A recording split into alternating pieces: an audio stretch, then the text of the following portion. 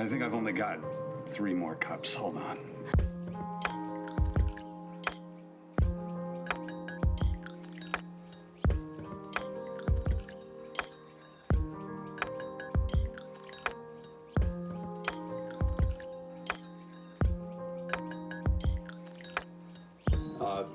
Mr. Clay and, no, I'm fine. 1 second.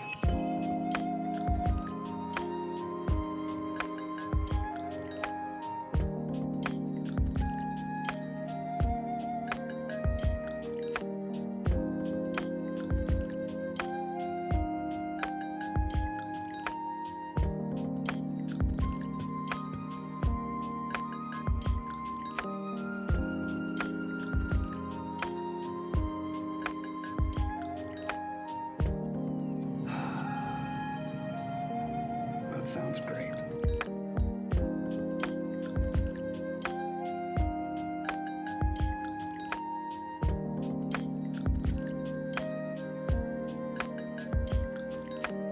I would love to try your tea. Please let me know what you think.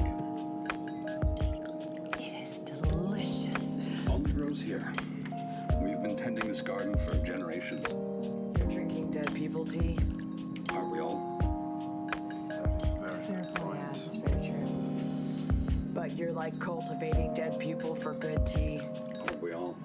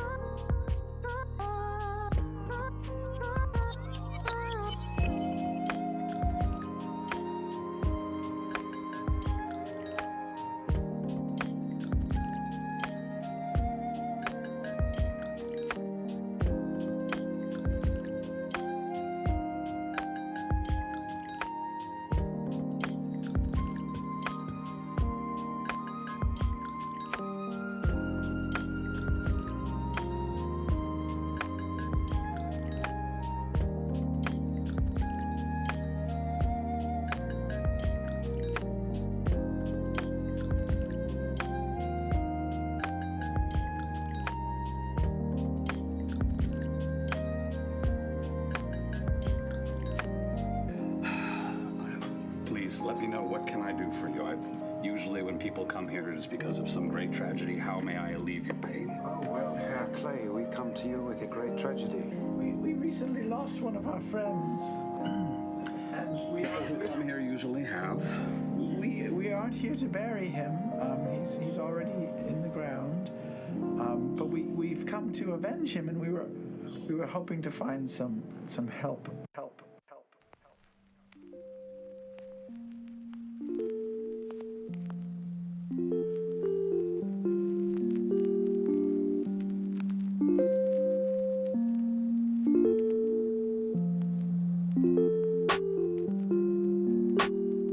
Yeah, this is a place where we take the dearly departed people who have done well and people who have lived good lives, and we put them into earth that has been touched by the wild mother, and in turn she grants them with beauty and splendor and sometimes tea.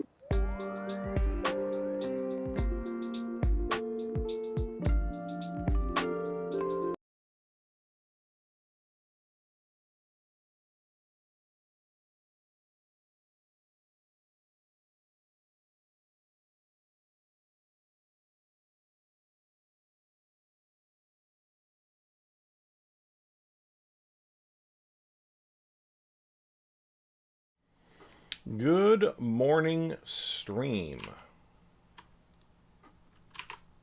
Howdy doody do this.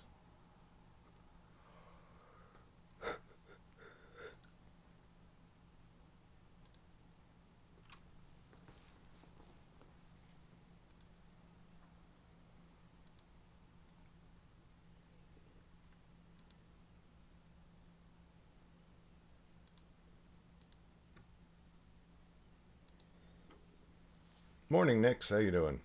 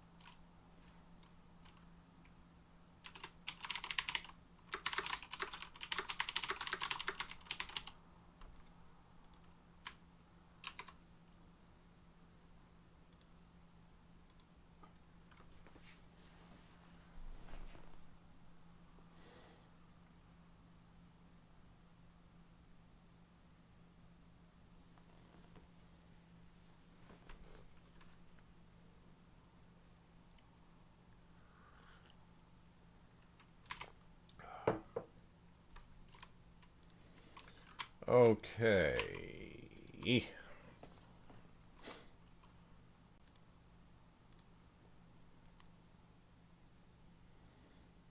Oh, shoot, I knew I was forgetting something. Apple. Let me go cut up an apple and then we will start recording.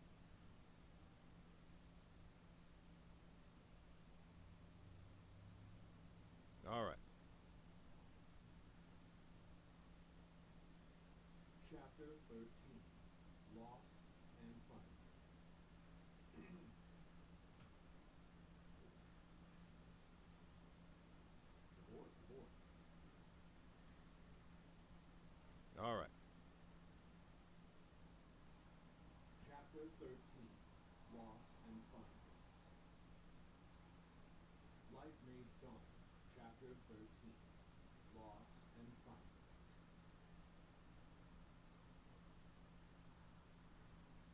In more than one sense, the High King's seat was the crown jewel of Underground. The city had long ago been built on the largest island in the Great Bay, a stretch of land so wide that it took most of a day to cross it alone.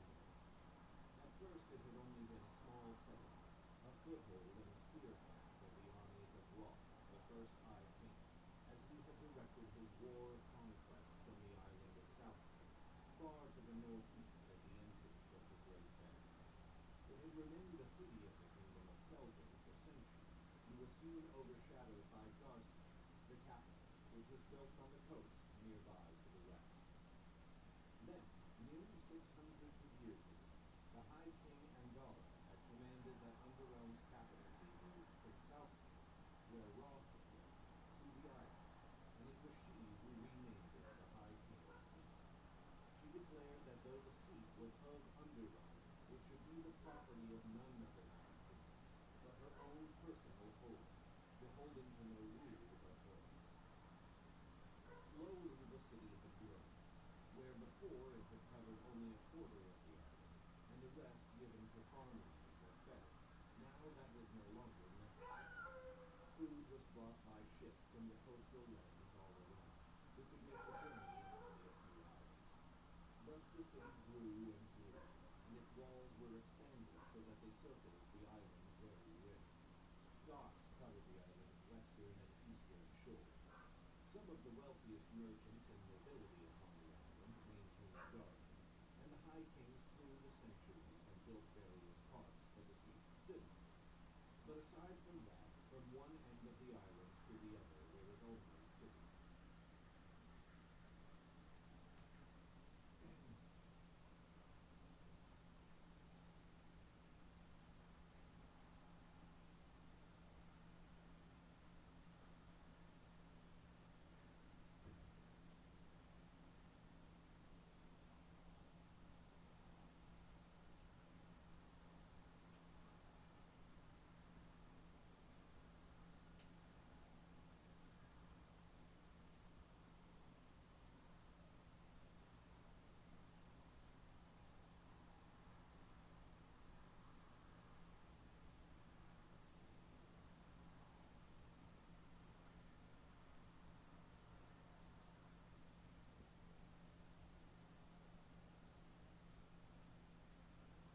But aside from that, from one end of the island to the other, there was only city. Now, a great portion of that city was aflame. A monstrous column of black smoke roared into the air, so thick and so intense that it burned Oris's nose even from so far away. Sylvan's expression was one of stony rage. She seemed to be trying to maintain an outward calm, but fury burned in her eyes, and her fingers twitched as though they longed to draw her swords. She took 2 long, slow breaths. Even Flip was bowed. Oris knew he had no particular love of royalty or nobility, but the seat was different. The High King was by all accounts a fair and just woman, and the Nine Kingdoms prospered under her rule. To see this attack against the heart of Underrealm itself, Oris found herself wishing to take up her blade in the seat's defense, though of course she could not possibly reach the city before the fighting would be over. "Is this good?" said Oris. "Is this an attempt, sir?" Sylvan pointed. "Those are Dulne's ships. They attacked from the east." "It's rebellion now," said Oris. Sylvan pointed. "Those are Dulne's ships. They attacked from the east." "It's rebellion then," said Flip. "What's the High King decide?" "There are other ships on the western coast, and they bear no flags," said Oris. "Dalmon isn't acting alone." "That does not mean they are shades," said Sylvan. Oris gave her a dubious look. "You yourself said you are accustomed to incidents, but you know the necromancer has gathered more strength than you thought possible. This can't be unrelated." Sylvan's expression grew pained.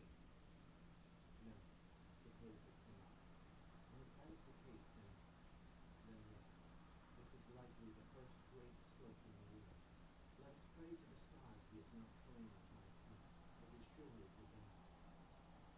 Suddenly she turns to him, and the fury in her eyes, like fury in. Let us pray to the sky he has not slain the High King, as is surely his aim. Suddenly she turns to him, and the fury in her eyes burns brighter. You have to help me. What? What? Said he. The city's already burned. We can't get there in time. We can be there for the aftermath. Sylvan pointed to the bay itself. West of the sea, a small fleet of boats were making their way across the water towards Selden's capital of Garson, which shone like a jewel on the shore, free of flame or smoke. But these were no warships. They were fishing boats, small pleasure craft, and merchant ships. The folk of the sea are 300 pounds. The High King may be among them. They will need defense if Doreen decides to press their attack. Come. She turned and ran back down the ridge towards the road. Oris followed her without a word, and Flip came a moment later, grumbling under his breath. Garsef was still some leagues away, and it was hours before they reached the city's south wall. Oris expected to be challenged at the gate, but it stood closed, and no guards looked down on him from atop it. Sylvan glared up at the guardhouse. "That is not a good sign," she said. "Every guard in the city is likely to be drawn to the eastern docks to help the coming refugees," said Flip. "Or may they are mounting a counterattack. King Anwar has always been a loyal servant of the High King." "Regardless, we have to get in," said Oris. "Flip, could you get over and open the gate?" Flip's mouth soured. "If someone sees me coming in, Flip, could you get over and open the gate?" Flip's mouth soured. "If someone sees me coming in, they will think I am some wizard of the enemy. I have no desire to be shot down in this fight." "Send me instead," said Sylvan. "I will get the gate open for the two of you to come." "Fair enough," said Flip. "Oris, get her as high as you can, and I will carry her the rest of the way." Oris raised an eyebrow at Sylvan. "Is that all right? After Dracula, I wouldn't post you up." "After Drachman, to the way." Oris raised an eyebrow at Sylvan. "Is that all right?" "After Drachman, I won't post you up again, given permission." Sylvan gave her a grinning smile. "It was my idea. Give me a boost. I thank you for asking. Listen to the boost." Oris interlaced her fingers, and Sylvan placed a boot within. But when Oris heaved her up, Sylvan's sword belt swung around, and one scabbard slammed into Oris's horse. She grunted and reeled back, with stars exploding in her eyes. "Hold still," growled Sylvan, who teetered dangerously with her hands on the city wall. "I'm trying," said Oris. 1, 2, 3, 4. She flung Sylvan up as hard as she could. The smaller woman flailed in the air as she rose up at least. And then she kept flying, but slow. Flip's eyes glowed as he guided currents of air around her, setting her careful braids up and spinning around her face. His jaw clenched, his lips a thin line as he tried to hold her steady, but Sylvan spun slightly despite his efforts. "I'm used to carrying myself, not others," Flip told Oris irritably. "Your swords are heavier than I thought." Sylvan made a desperate grab and seized the top of the wall. With her hands securing her hold, Flip gave a final burst of wind. Sylvan flipped out of sight beyond the wall, landing with a crash on the ramparts. "Sylvan!" cried Oris. "Are you all right?" "Fine," came Sylvan's voice. "Ready." Soon Oris heard the clanking of chains and turning gears, and the gate swung open before them. They ran inside and rejoined Sylvan, who immediately led them north and east through the city streets. Like the walls, the streets were abandoned. Most people had gone to the docks to help those fleeing the city's destruction. Anyone who had remained here seemed wise enough to wait inside their homes rather than loiter about outside. No one impeded their progress through the city, though Oris saw some folk walking, hastily hiding behind curtains and shoving something out of them.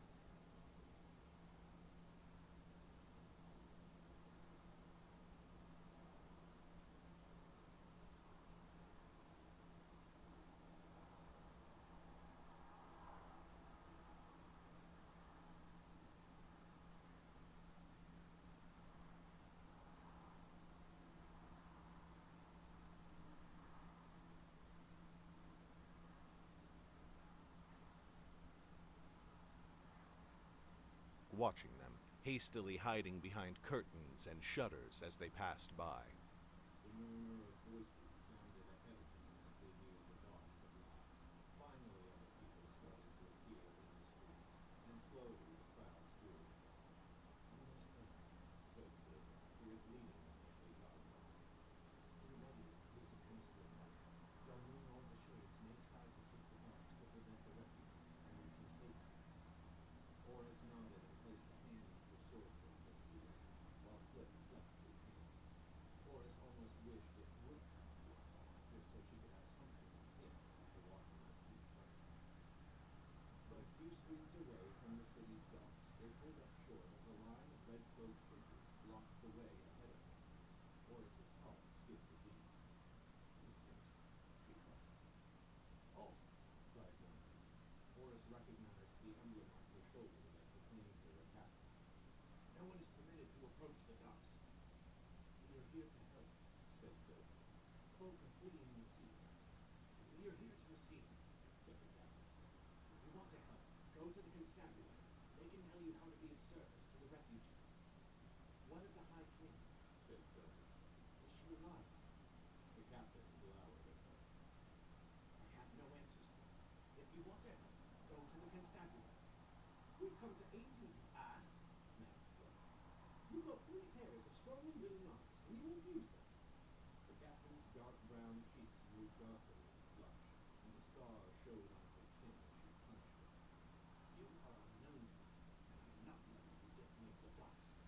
"As if you could stop us," said Flip.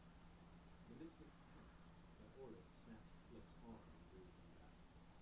"Flip," he said in a low voice, "the sea crystals attack like family ties. They don't know who your interests.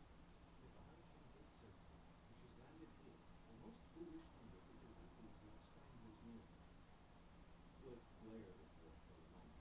What a dick. Happy 6 months to me. "Hey, Lady Temporary, thanks for the reset." That sounded quite loud in your headphones. I need to turn my headphone volume down.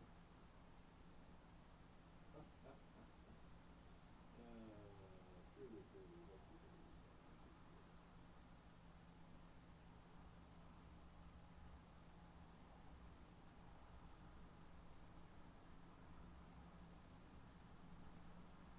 And she's landed here. The most foolish thing they could do would be to let strangers near her. Flip glared at her for a moment, but at last he nodded and placed his hand over hers where it held his own, letting Horace lead him away from the docks. Behind them, Horace heard Sylvan say quietly to the mystic captain, "And goodbye, friend. Seeing the sea calm has raised his blood." "It has raised everyone's," replied the mystic. "See it was not rigged to do something foolish." Sylvan jogged to catch up with Horace and Flip. Horace turned from her as they kept walking. "What shall we do then?" she said. "For the constabulary." But Sylvan was looking at the streets around them, and her expression had grown anxious. "Maybe not this." He raised a good point. "No one knows where the attack came from, us least of all." "Excuse me."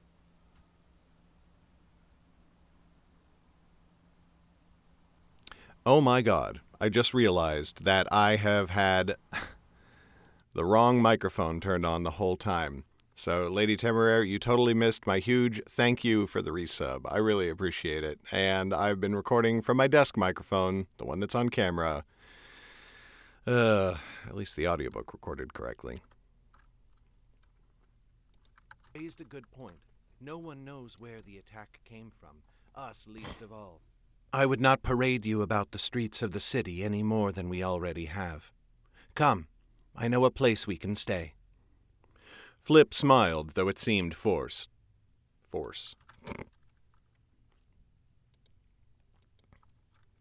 City any more than we already have. Come, I know a place we can stay. Flip smiled, though it seemed forced. I hope it is near to a house of lovers again. Sylvan rolled her eyes and could not help a little smirk. I am sure you shall find some kind of satisfaction. Now follow me. Scene break, 2.5 seconds of silence. Some leagues to the south, Beric led his shades as they trudged along the coast of the Great Bay. To the north of them, the black column of smoke continued to rise from the seat into the sky. It filled Beric's heart with a fierce joy, though it was unexpected. The plan had been to capture the seat, not burn it to the ground. But his father had often reminded them, even a plan that is perfect in the mind, bish de hergebur befudabur. Gundrop. Even a plan that is expected. The plan had been to capture the seat, not burn it to the ground. But his father had often reminded them, even a plan that is perfect in the mind must yet bend to the waking world. Beric had grown increasingly frustrated through the night, never letting his party sleep or even stop to take a rest. Their steps flagged as they stumped along behind him. Beric ignored them. He could keep walking for days, even weeks, and he would if it would put the Lifemage within his grasp once again. His fists tightened at the thought.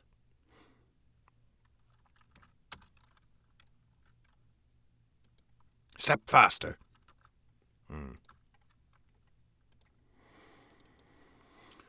Where are you, Beric? Waiting in a cold stronghold for who knows how long? Lifemage within his grasp once again. His fists tightened at the thought. Step faster, he barked.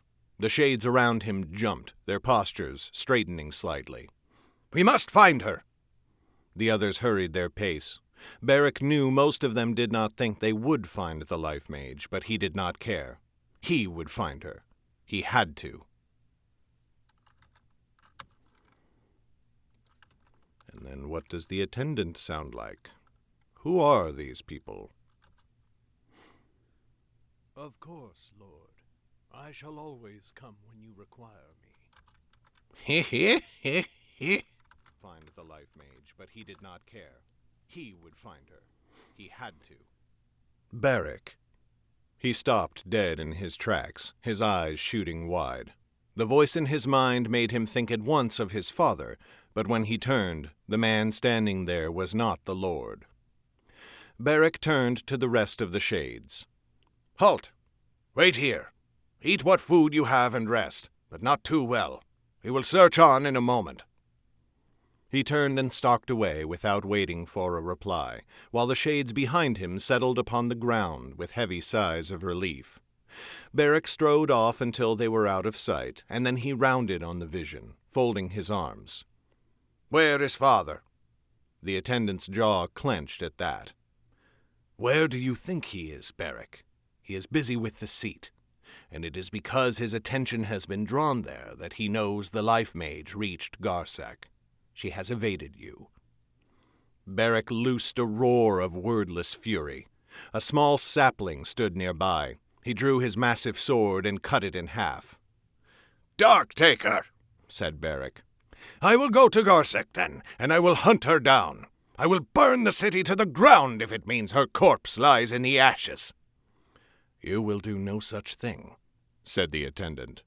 To Beric's mounting fury, he sounded darkly amused. Father requires something else of you. Then father can come and tell me that himself, snarled Beric. Suddenly the vision of the attendant seemed to swell. He rose into a dark and terrible...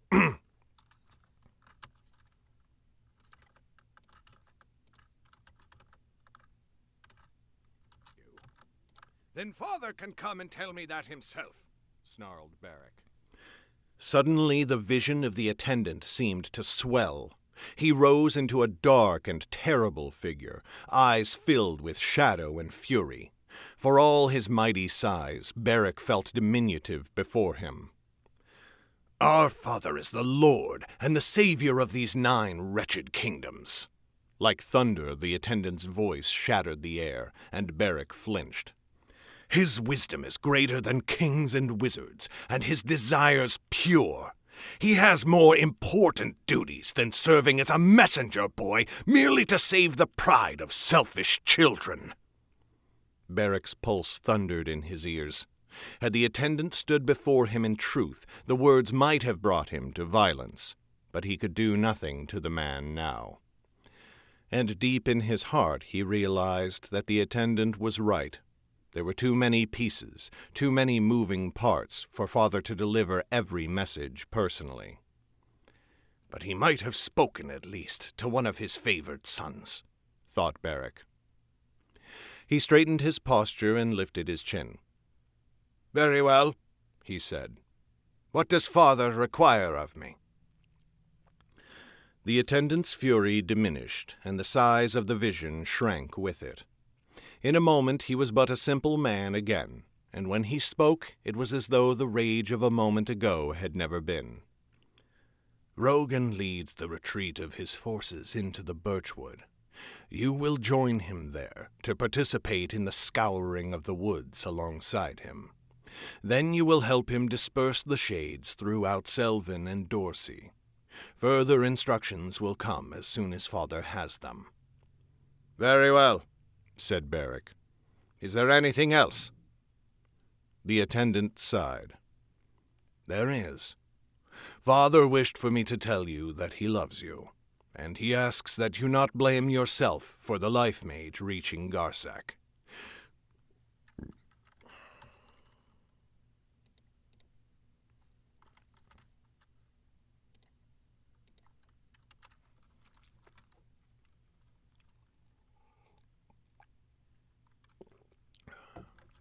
He asks that you not blame yourself for the Lifemage reaching Garsak. The skeins of fate are many, and none can see the whole pattern. He loves you for your service and your devotion." Beric felt a stinging behind his eyes and turned away. "I do not require your platitudes." They are his words, not the ones I would have spoken. When Beric looked again, the attendant was gone. He headed back to where the shades were waiting for him. It did not matter what the attendant said, or even what Father said. Beric would be the one to bring the Lifemage to her end. Scene break, 2.5 seconds of silence.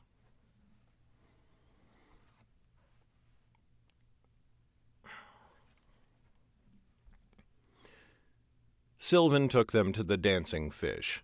It was one of the seedier inns she frequented, a dilapidated, ramshackle building squatting in an alley removed from any main streets. Though she had not been here in well over a year, the innkeep Camel recognized her and took her silver without a word. Camille. No reason to have people make camel jokes. Ramshackle building squatting in an alley removed from any main streets. Though she had not been here in well over a year, the innkeep Camille recognized her and took her silver without a word. They took food and drink, and then they retired to their room, where all three of them slept like the dead. Sylvan did not even order them to set a watch, for the inn's locks were very strong. She rose earlier than the others, a little while before dawn, and went to break her fast in the common room. Camille greeted her at the bar with a weary expression. There were bags under the innkeep's eyes, and Sylvan doubted she had slept. "What news in the night?" said Sylvan. "The High King survived the attack," said Camille. She yawned. "Thank the sky." "Thank the sky," said Sylvan fervently. "Where... Thank the sky."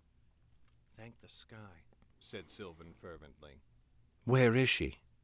Camille looked amused.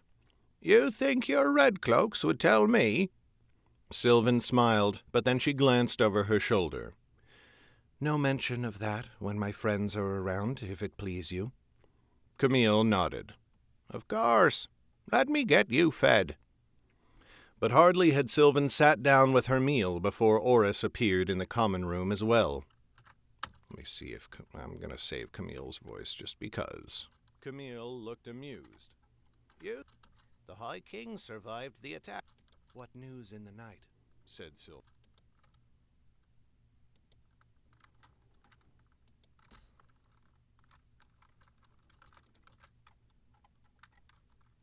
"Thank the sky." Camille looked amused. Sylvan smiled, but then Camille nodded. Of course. Let me get you fed.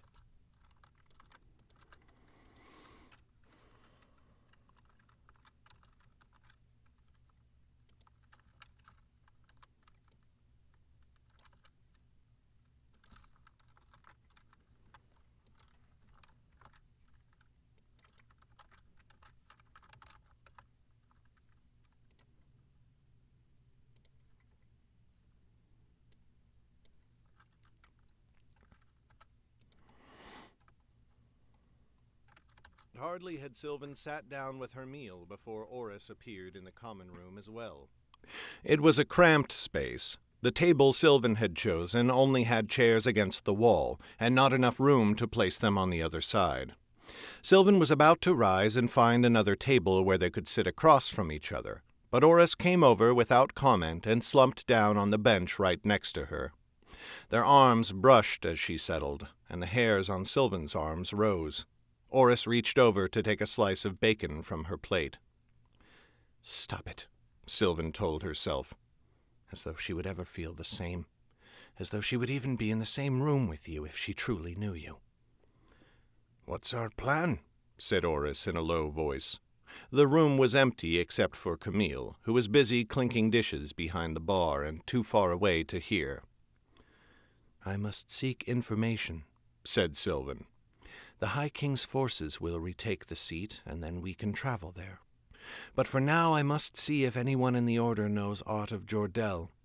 With luck, he might have been here to help in the capital's defense. That is our best hope right now. Sensible enough, said Oris. Be careful out there. It's clear our enemies have agents in more places than you thought. If they found us in Drakmund, they can find us here. Well do I know it, said Sylvan. I will use every caution. You should return to the room and remain with Flip. I would not have you be alone if it can possibly be helped. They finished eating, and then Oris did as Sylvan had bid and returned to the room.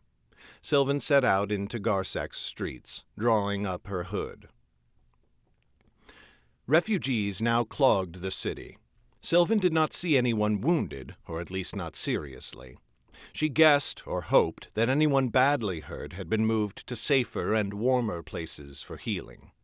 But anyone who could walk seemed to have simply collapsed upon the cobblestones, finding any place they could rest. Some of them had risen now and were puttering about. There was a deadness in their eyes that Sylvan knew well.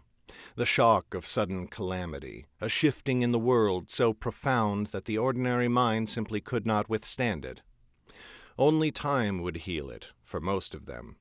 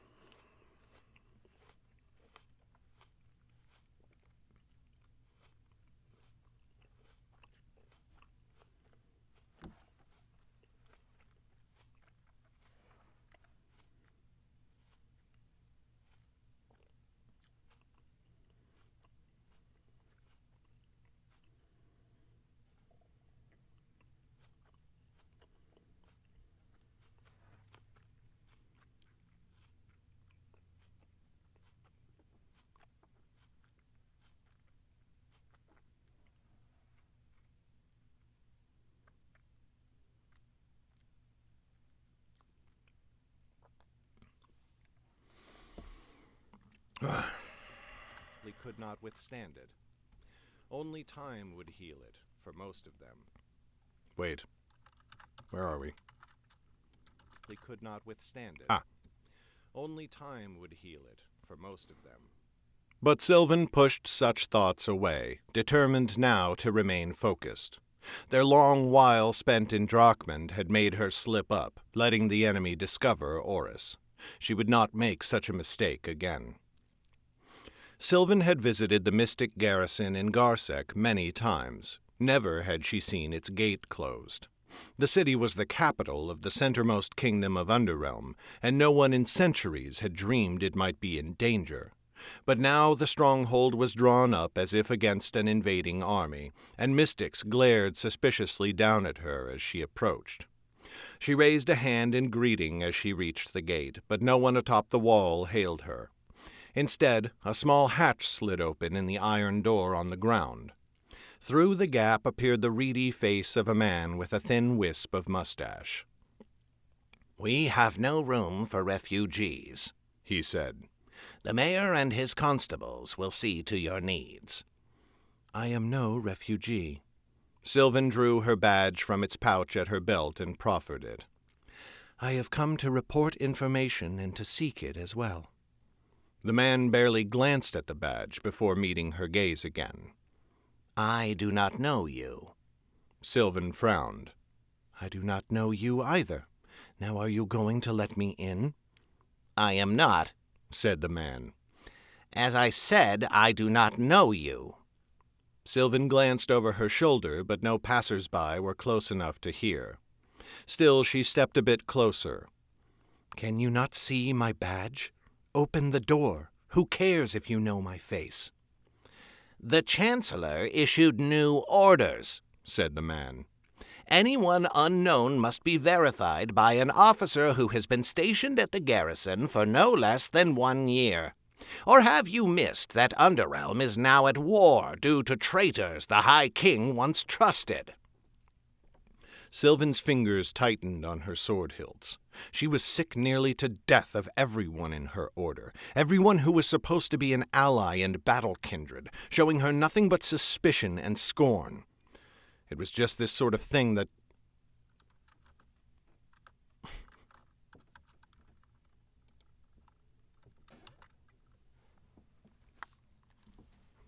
Hi, wife. Want to say hi to stream? Hi to stream. Okay. Are you on video? No. I mean, technically, yes, but it's just that camera, so... So they can't see us. Not currently. Ooh. Don't get any ideas. Love you.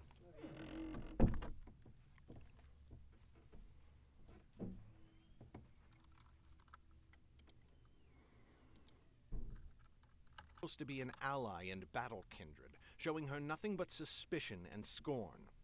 It was just this sort of thing that led her to work only with Jordell unless she had no other choice. She had no time for the politicking and bureaucracy of the Red Cloaks, and Jordell often navigated those treacherous waters so that she did not have to. "Control," she told herself. 2 deep breaths. 1, 2. But they came shaky despite her best efforts. The sound of many tramping feet approached her from behind. Sylvan turned quickly, her pulse skipping. Yet it was only a party of red-cloaked mystics returning to the garrison, and as she peered at them from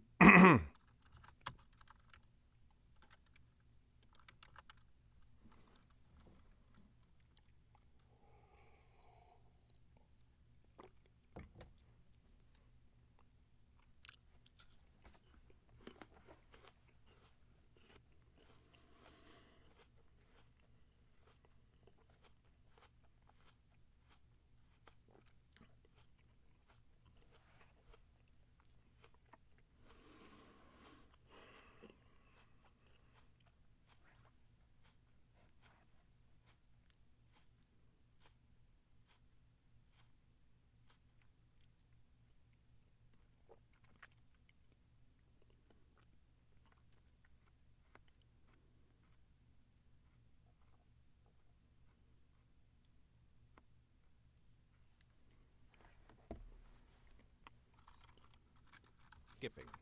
Yet it was only a party of red-cloaked mystics returning to the garrison. And as she peered at them from beneath her hood, one of them gave a great cry and leaped forwards. Sylvan caught only a flash of red hair, trimmed close on the sides and hair trimmed at them from beneath her hood. One of them gave a great cry and leaped forwards. Sylvan caught only a flash of red hair, trimmed close on the sides and flopping rakishly forwards on top, before the mystic threw her arms around Sylvan in a warm embrace. "Weath," said Sylvan, holding the woman tight against her. She buried her face in Weath's neck, and only with difficulty stopped from crushing her. Weath, for her part, ran her hands up and down Sylvan's back and covered the top of her head with kisses, as though she could not believe her own eyes and was afraid Sylvan would vanish like a dream. "Sylvan, dearest," said Weath, "I have not seen you since Brillig. What under the sky are you doing here? I thought you were still in Dorsey." "I was, and then I was no longer," said Sylvan with a smile. She drew back, and Weath immediately cupped her cheeks, staring at her with shining eyes. "It is a relief beyond measure to see you safe. Do they know you here? I cannot get in the gate." They do, said Weath. She turned to the other mystics behind her, who stood nonplussed as they watched the women greeting each other. "Captain, this is Sylvan, a sister of our order. She requires entry to the stronghold. I can vouch for her." The captain was a massively muscled woman with a plain, sleeveless tunic under a leather vest, with a collar that rose to cover her neck. She folded her thick arms and gave Sylvan a dour look. "Are you absolutely sure it is her?" Weath blinked. "Oh, I see what you mean." She turned back to Sylvan. "You do not mind if I—" "Not at all," said Sylvan, shaking her head. Weath smiled and placed her hands on the sides of Sylvan's neck. Suddenly her eyes began to glow. Sylvan felt an itching along her skin where Weath's hands touched her, but she remained still. After a moment it was done. Weath turned back to her captain. "She is no were-mage in disguise, Captain. We may trust her." "Very—" Back to her captain. "She is no were-mage in disguise, Captain. We may trust her." "Very well," said the captain with a sigh. She looked past them both at the guard through the slot in the iron door, who had been watching all this display with increasing irritation. "I can verify this one," she said. "The rest of us are here to report to the Chancellor." "Very well," said the man snippily. "One moment." The hatch screeched shut, and Sylvan heard large latches being turned within. After a moment the door shuddered and then swung inwards. Weath put her arm around Sylvan's shoulders and walked beside her, and Sylvan took one of the woman's hands in hers. Inside, the bailey was a tumult of activity. Mystics in full uniform strode back and forth alone, in pairs, or in squadrons. Some were at drill, even this early in the morning, though Sylvan was certain they would be of more use out in the streets helping the seat's citizens. But Weath stopped her with a gentle hand on the shoulder and turned back to the others they had entered with. "Captain, might we have a moment to speak alone?" The captain cocked an eyebrow. "A moment or a quarter hour?" Sylvan's jaw clenched, but Weath only smiled. "A moment, no more. She has journeyed far to be here, and—" Suddenly Weath froze, and she looked at Sylvan with wide, fearful eyes. Sylvan frowned. "What is it?" Weath did not answer. She turned back to her captain. "We have things to discuss, of a private matter." A quivering sensation crept through Sylvan's gut, different and worse somehow than the anger that always lurked close to the surface. She could not read this sudden change in Weath's demeanor. But the captain did not seem to notice. She only nodded.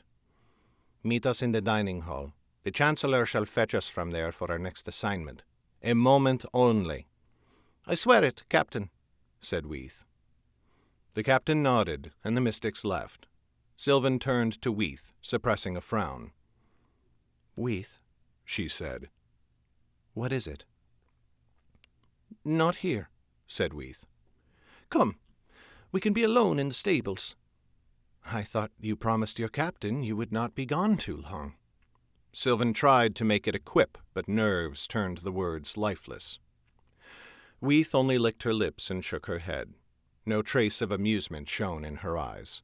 Sylvan followed her silently into the stables. The din from the bailey died away as Weeth took her towards the back, where there were some chairs for the stable hands. The place was empty now. Weeth drew Sylvan into a chair before taking another for herself. "Well, what road brought you here?" said Sylvan. "The last I heard, you were stationed at Ammon." Weeth gave a smile, but it was a limp thing. "Chancellor Cal brought us south. Jormund is here as well." Sylvan's focus grew razor-sharp. "The Chancellor is here?" "No. He returned to Ammon." "You must not tell him you saw me." Weeth frowned in alarm. "Why ever not?" Sylvan leaned forwards and took her hands. "Please, I beg you to trust me." "Of course I trust you," said Weeth. "But can I trust him? What do you fear in him?" "No treachery to the High Crown, at least," said Sylvan bitterly. "But if he learned I am here, he would command me to join him in Ammon.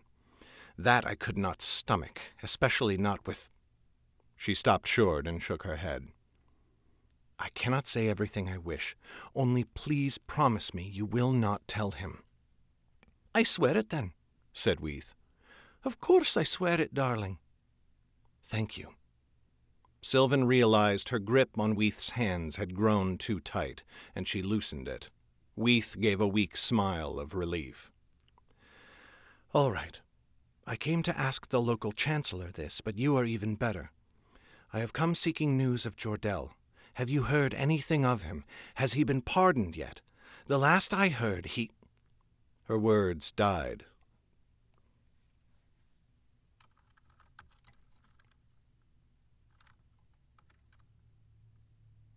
"Local chancellor this, but you are even better. I have come seeking news of Jordell. Have you heard anything of him? Has he been pardoned yet? The last I heard, he—" Her words died slowly, just as Weeth's faint smile did. The quiet of the stable around them seemed to become total silence, until Sylvan heard a faint ringing in her ears. "Weeth." The woman slid out of her chair and knelt, gently taking Sylvan's face. "My dear, I am so sorry. Jordell has fallen." Fucking car.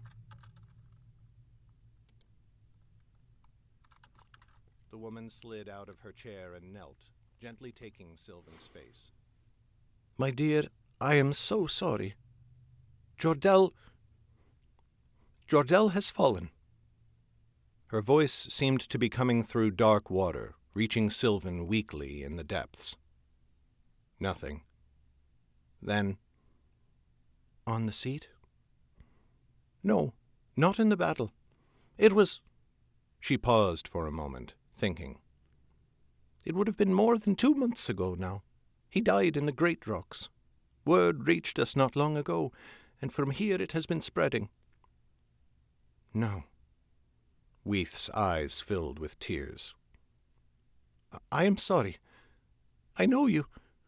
I wish—" She reached up to embrace Sylvan, but Sylvan caught her wrists and held them away, not harshly, but irresistibly.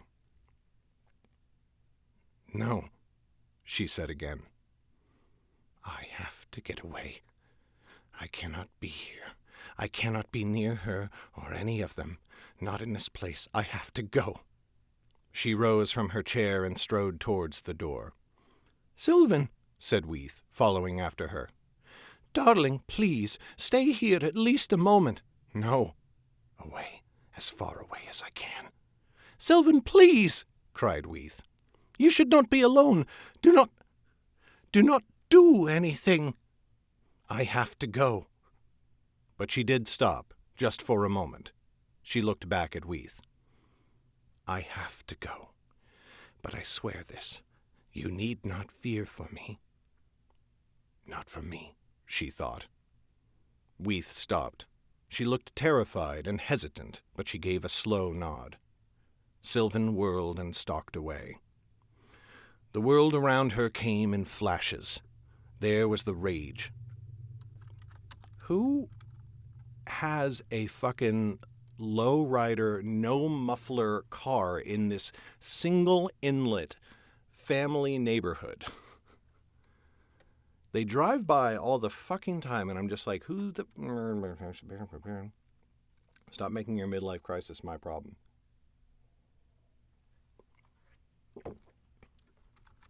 But she gave a slow nod. Sylvan whirled and stalked away. The world around her came in flashes. There was the rage, red, bloody fingers pushing into her eyes, stinging them like acid, burning, turning to fire in her chest, stoking the flame higher. There was the grief, the stranger, the unwelcome guest in the home of her mind, the hollow pit more frightening than hate.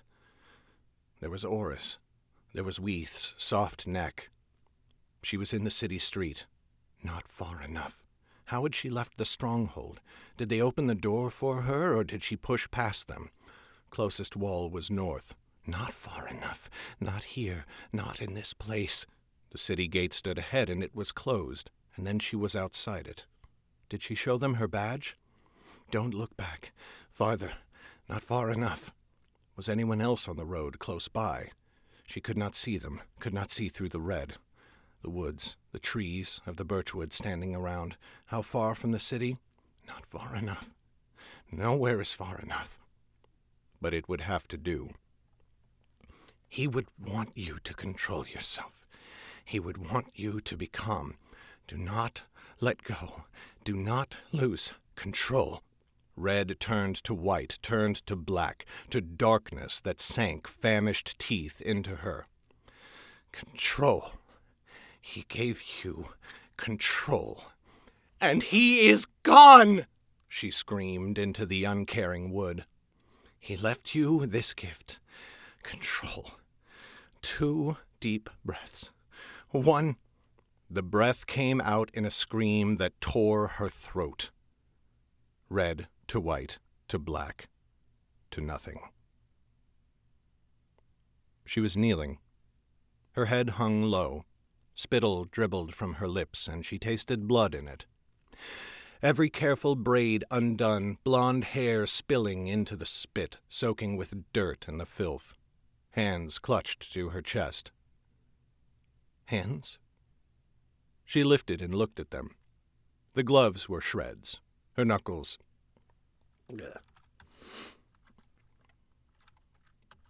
She lifted and looked at them. The gloves were shreds. Her knuckles... Hands? She lifted and looked at them. The gloves were shreds. Her knuckles lay open and bleeding. 3 nails had ripped out. Slowly, head shaking with the effort, she looked up and around. Splintered wood. 4 trees ripped and broken on the ground, torn until no piece left was large enough to bother with. One of her swords lying on the ground 2 paces away, the other buried in the trunk of a 5th tree a little farther off. Still the rage, but the familiar red. No white and no black. And now the shame. Endless, fathomless, like the very dark below, vast enough to lose herself in 1,000 times over. The shame. What would he think if he could see her? But he could not, and he would not. Never again. Shakily she got to her feet. At first she failed, slipping on the muddy ground. Her face came up caked with it, and she gasped at the cold, at the feeling of the dirt in the battered wreck of her knuckles. At last she rose quivering to her feet.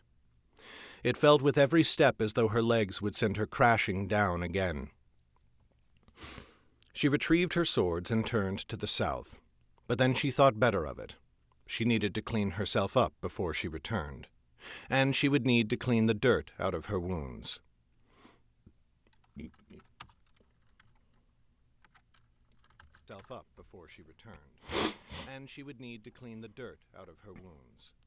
The shore of the great bay was close to the east, and she remembered a stream nearby to the west.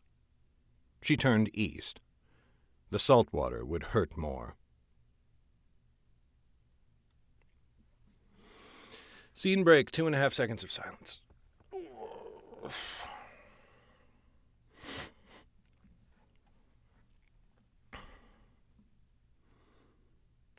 Oris waited in their room at the dancing fish after Sylvan had left. After a little while, Flip awoke and together they went into the common room. They ate and then they waited, all the while in silence.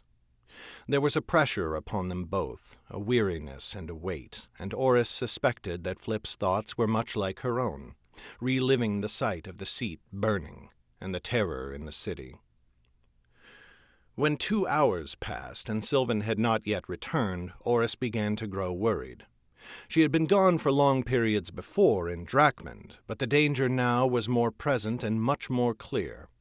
She began to grow nervous as she realized she was sitting here exposed to anyone who happened to come by, something she had never worried about in Drakmund. A thought struck her.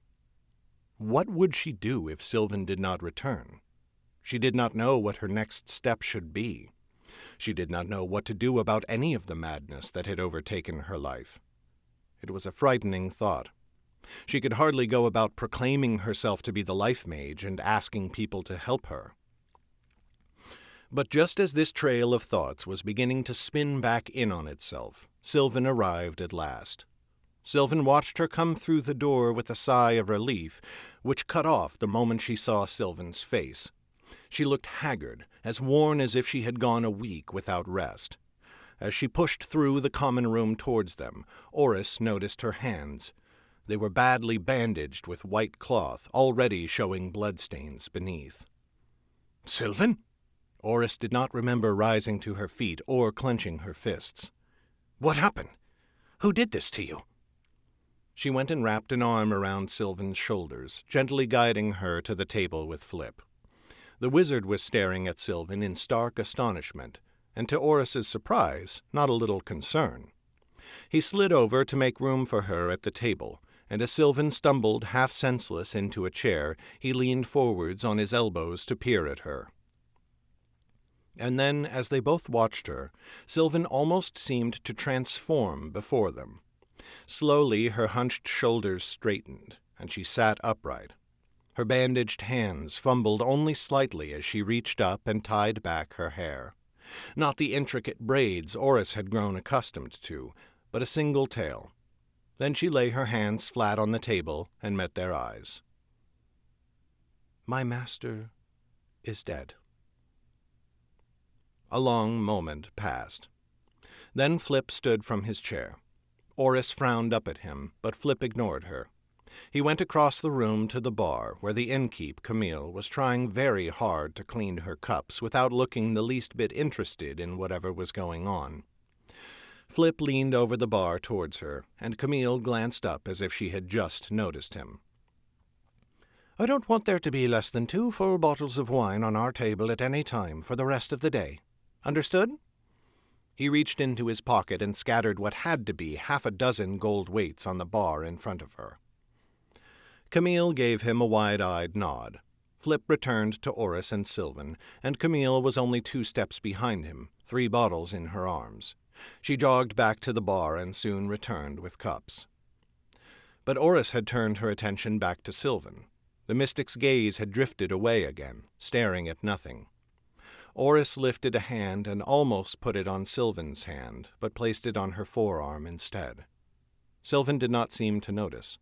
She looked still as a stone. But Oris could feel her twitching, the muscles jumping around underneath her skin, as though she was aching to fight anything she could get her hands on. "I'm sorry, Sylvan," she's riffish. Underneath her skin, as though she was aching to fight anything she could get her hands on. "I'm sorry, Sylvan," she whispered. "I wish there was anything I could do." "We both do," said Flip. He lifted one of the bottles and filled all 3 cups before pushing one towards her. Sylvan glanced down at it. I do not usually drink." Flip whisked it away at once. "Foolish of me. I should have asked first." "No," said Sylvan. "Please. Today I want to." She held out her hand. Flip returned her cup, though there was an uncomfortable look in his eye. "Is that... Please understand, but... is that wise?" Incredibly, Sylvan gave a small smile. "Thank you. But yes." "Thank you. But yes."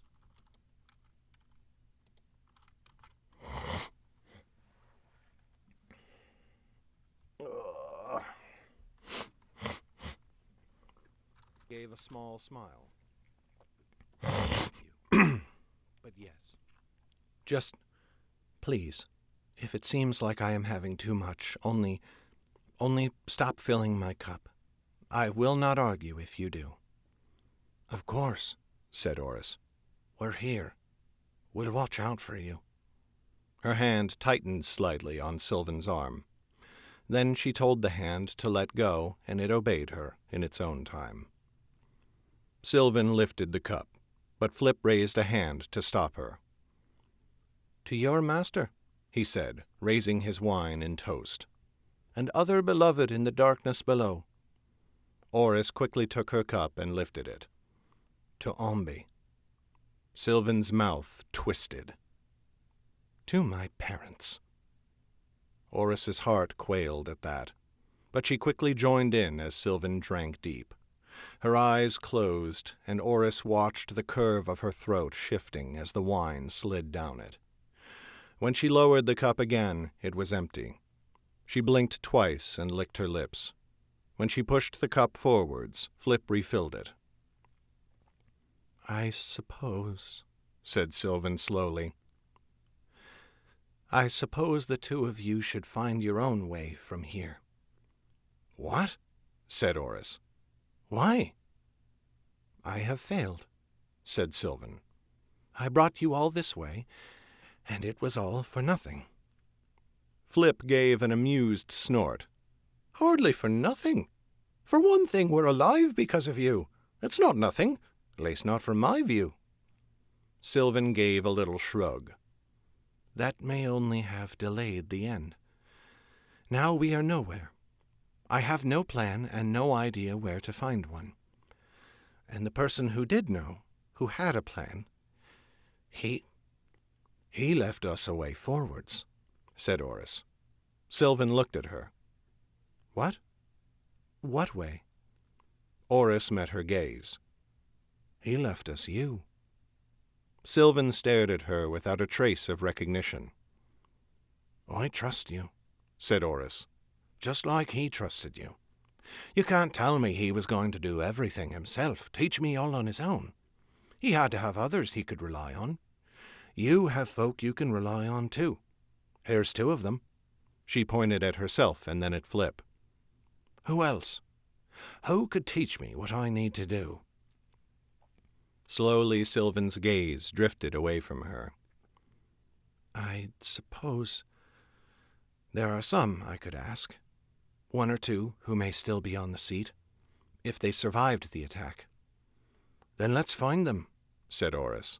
"If there's only one thing I know for certain by now, it's that I'll die if I'm out there on my own. And I don't know who I can trust besides the two of you. So I'd be a fool to leave you now. You're fully half the folk whose hands I can place my life in." She smiled fiercely at Sylvan. "Besides, I know you want to make her half the folk whose hands I can place my life in." She smiled fiercely at Sylvan. "Besides, I know you want to make someone hurt for what happened to your master. So do it. Turn me into what I'm supposed to be." Sylvan's eyes began to dart back and forth, as though she were watching flitting birds that Oris could not see. "All right, then. Who knows if we shall succeed, but I will not stop trying. Here we will rest until folk begin to return to the seat. When they do, we shall return with them, and we shall find a way to help you become the Lifemage and fulfill your destiny. I swear it." "Excellent," said Flip, reaching for the wine bottle again. "And now, to drink too much."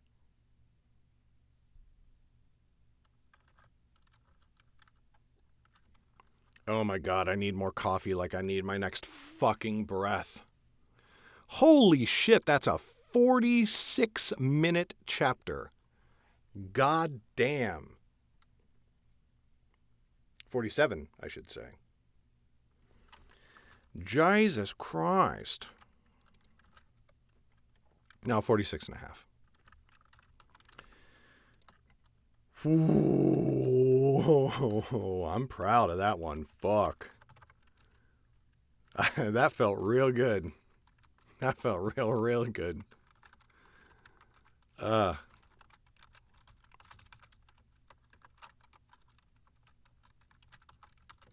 right, let me go get more coffee. Oh.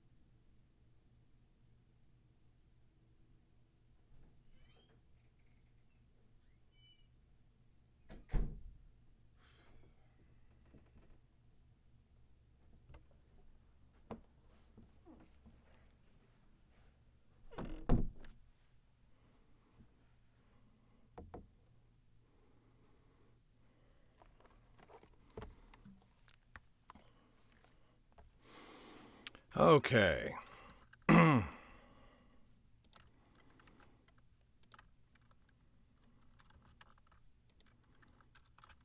much.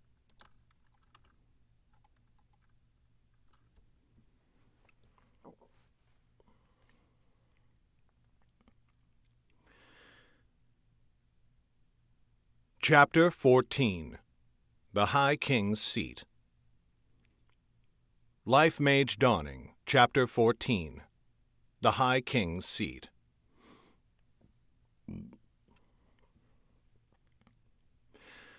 The three of them spent 4 more days waiting in Garsek. Sylvan gathered reports each day of the goings-on beyond the city walls.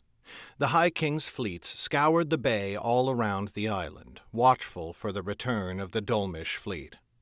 Meanwhile, more troops gathered to Garsek from the lands all around, and word came that the High King's armies were returning from Welmont and northwestern Selvan. But the Dolmish ships continued on their voyage home, showing no signs of returning. And so, on the 5th day, people began to return to the seat, sailing back across the narrow waters on whatever craft they could get.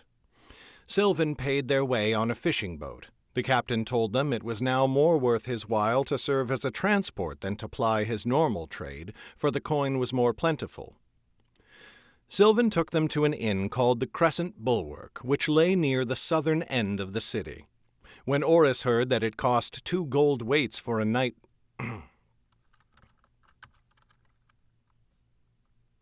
took them to an inn called the Crescent Bulwark, which lay near the southern end of the city.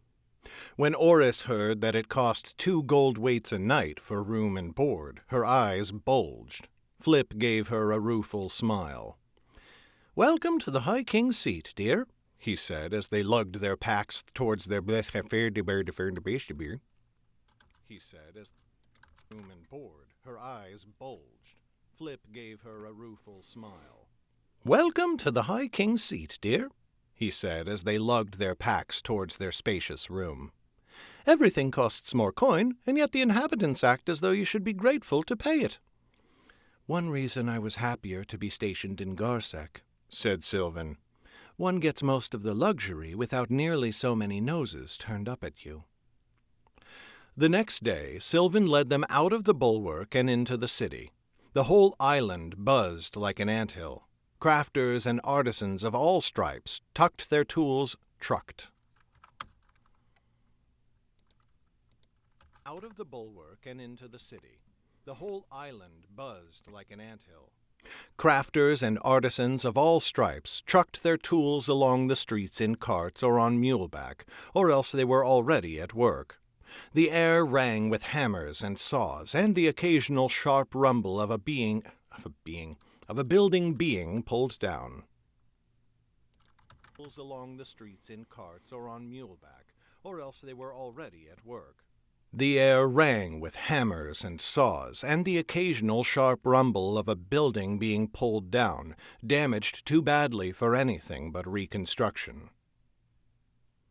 Okay, I actually have to use the restroom real quick, and I think it's distracting me, which is why I'm fucking up so much. Quick potty.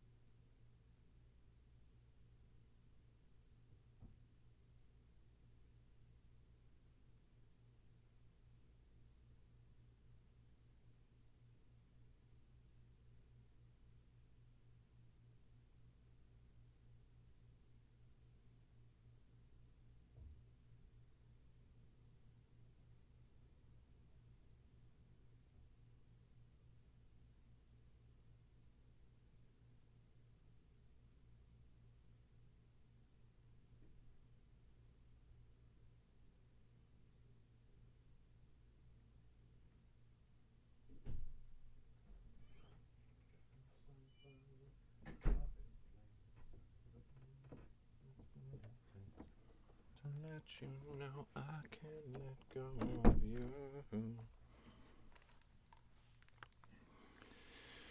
Oh, God. All right. I think I'm definitely going to have to quit after this chapter. My voice is like, woof.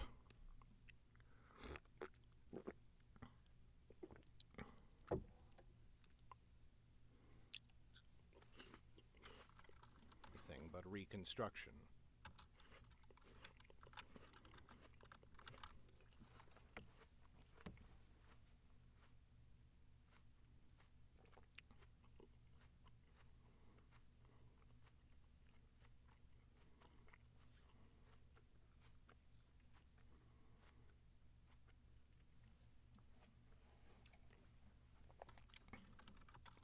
Being pulled down, damaged too badly for anything but reconstruction.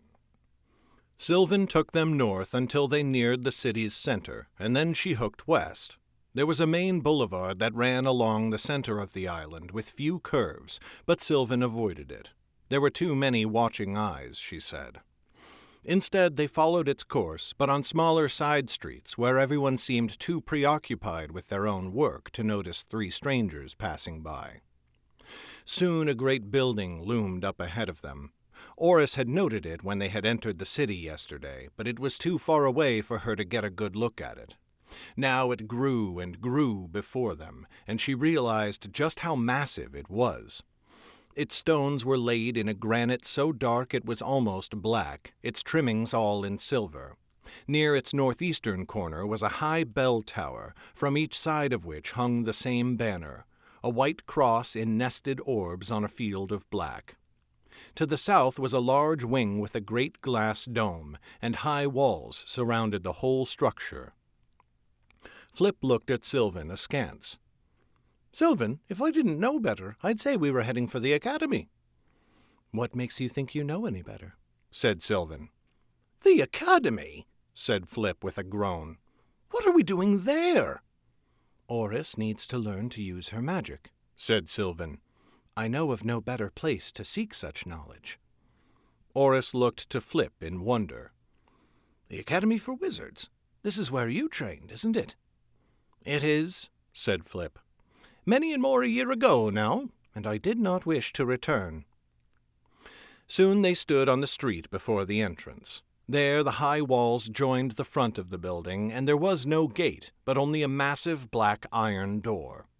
Looking closer, Oris could see that it was inscribed with many small symbols etched into the metal.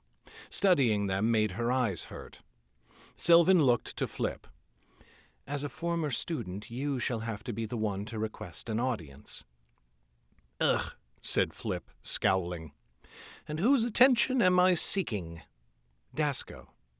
Flip's brows shot for the sky. "Dasco? Is he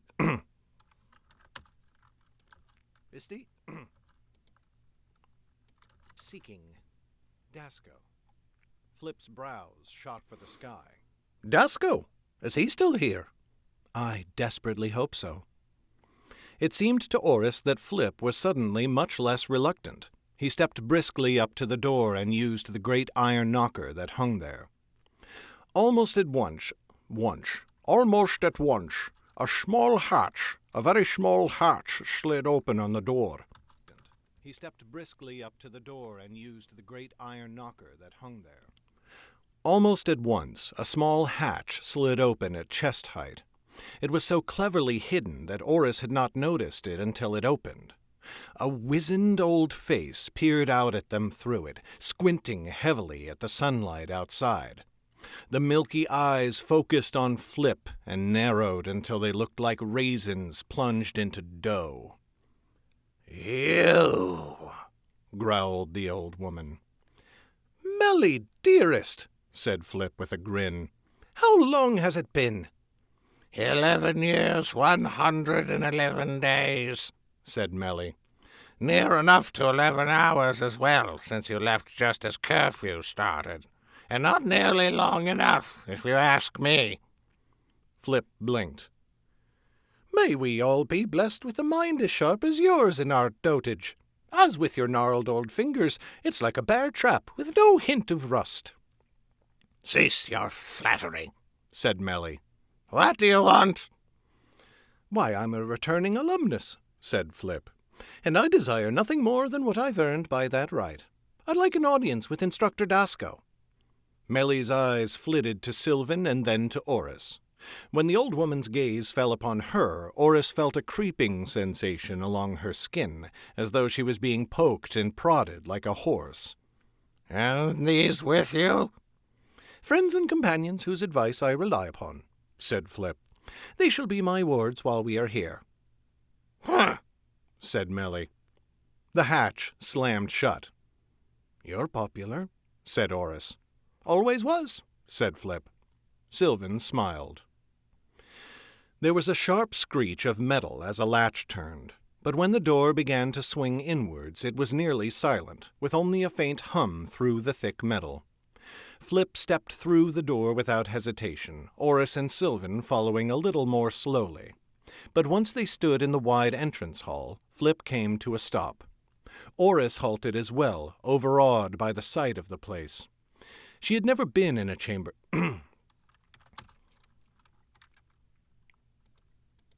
Slowly. But once they stood in the wide entrance hall, Flip came to a stop. Oris halted as well, overawed by the sight of the place.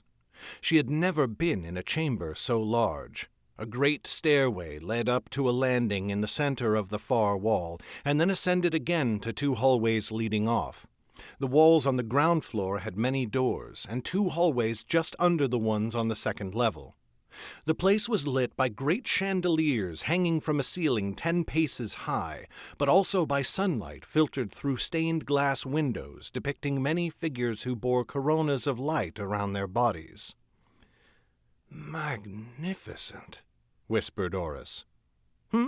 Said Flip, shaking himself as he looked at her. Oh, yes, a fine enough place to call home, if you like everything it comes with.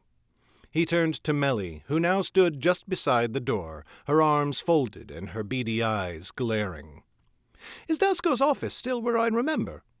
I can make no claims as to your memory, growled Melly. Flip's smile only broadened. I'll say that's a yes. Come along, you two. Don't get lost. He set off down the hallway to the right. Oris let Sylvan go first so that she could bring up the rear. It let her take a bit more time staring around, pausing to look at the fine tapestries and immaculately polished doors they passed.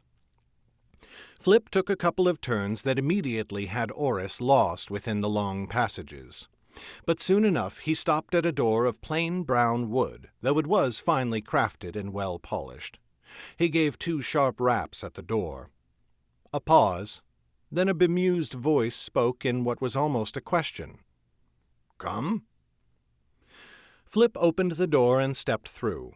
Inside was a study, simple in nature, 5 paces wide and a little longer than that, with tall windows against the back wall. Behind a desk in the corner sat a man of middle years, with dark shaggy hair streaked with gray, especially at the temples and in the beard. His face was not particularly lined, but it was somewhat haggard and careworn. Oris guessed that this must be Instructor Dasco.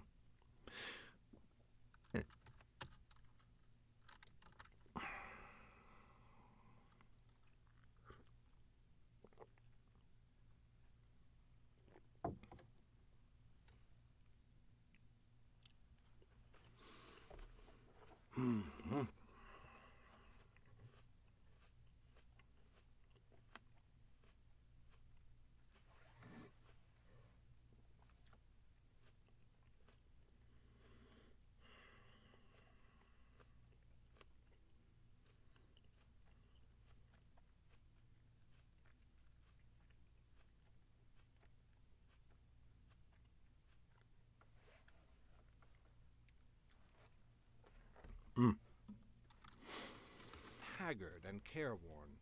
Oris guessed that this must be Instructor Dasco. As Flip entered the room, Dasco looked up at him blankly for a moment, but then his eyes narrowed and his shoulders dipped slightly. It seemed he barely repressed a sigh. Philip of the family Drayden, he said. It has been quite some time. Instructor Dasco, said Flip, smile still wide. Don't look quite so pleased to see me. My friend shall grow jealous."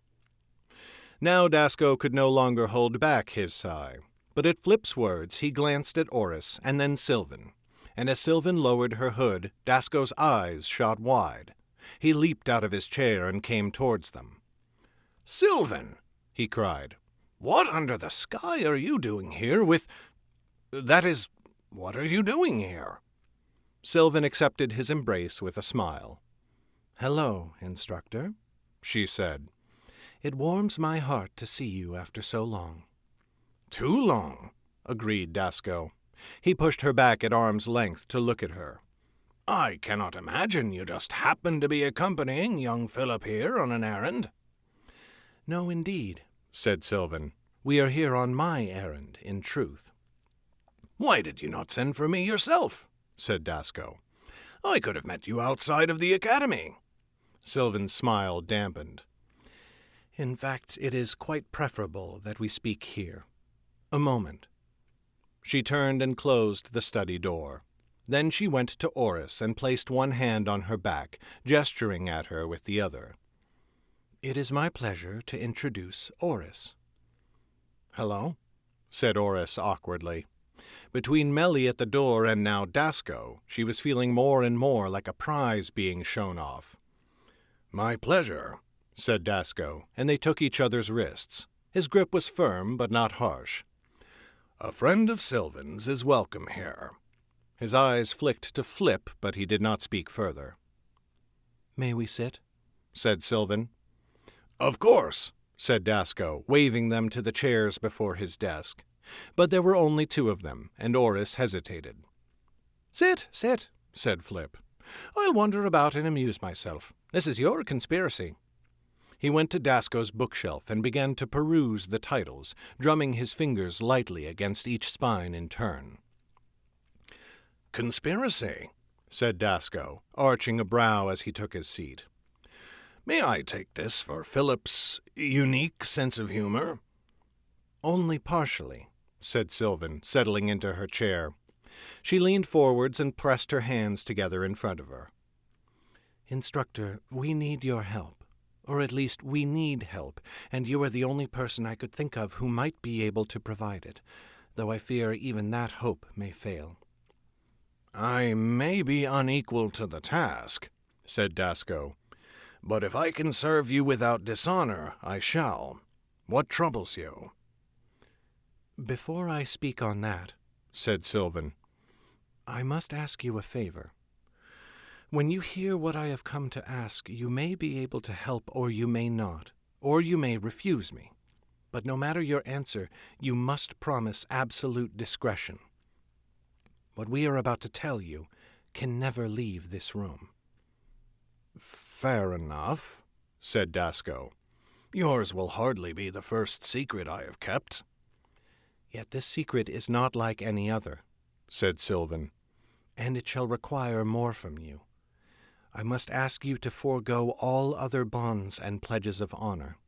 If the dean should come and demand you tell him what was discussed here, you must refuse. If the High King herself should command you, you must deny her. I know that is a great deal to ask, but believe me when I tell you it is important enough to warrant such a request." Dasco was silent. He leaned back in his chair, his fingers picking at the upholstery on the arms, and his eyes were cool as they studied Sylvan. Oris's throat felt dry. "That is no light request," said Dasco finally, "and I will not make that pledge lightly. Can you, in turn, pledge that this will not be an evil conversation? Can you tell me that it will do no harm to the Academy or the High King?" "Not in any way I can foresee," said Sylvan. "In fact, the very reason I have come to you is to protect them both from a coming calamity." Dasco snorted. "Coming? Calamity is already here. But very well. This is a time for great deeds. I suppose some of them will have to be secretive. And I trust you more than most. If your promise has been given honestly, then I can give mine in turn. No word spoken here shall leave this room. Now, what sort of trouble are you in? Sylvan gave a deep sigh of relief. "Thank you, instructor. In that case, do you remember my particular field of interest? The one I have been pursuing for a number of years now?" "You and your master both," said Dasco quietly. "I heard of his passing. I am sorry." Sylvan's jaw clenched hard. "Many folk are." "In any case, yes," said Dasco. "I remember what you have long sought. Do they know of it?" He tilted his head towards Flip and Oris.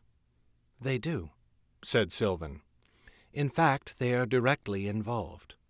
I have found what I was looking for." There was no trace of recognition in Dasco's eyes. What do you mean you found?" Suddenly he went still. His gaze shifted from Sylvan to Oris, and Oris found it hard to meet his gaze.